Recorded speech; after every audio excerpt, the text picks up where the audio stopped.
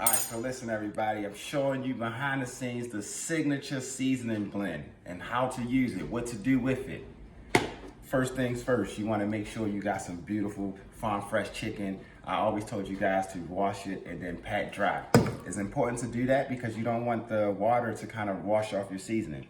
Next, I got the master blend right here. Sprinkle evenly.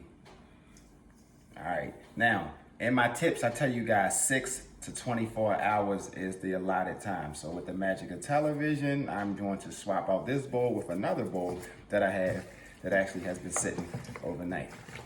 Look at that, okay?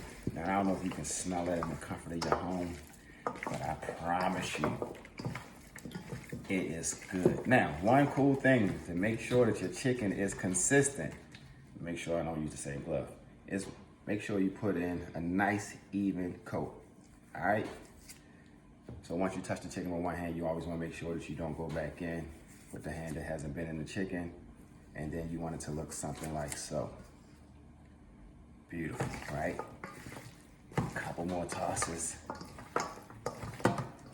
Now you don't wanna overkill, you just wanna make sure, because you want consistency in the food. You don't want some of the chicken to be darker than the other pieces, and that's how it actually ends up happening if you don't season evenly.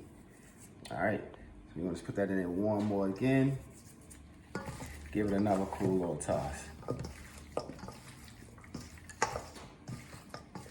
Then you're gonna close your eyes, and I'm gonna swap this out with the bowl that I already had, bang. And then you come to your flour mixture. Now, because you already put the season in the chicken, you kind of want to just come over here really, really, really lightly.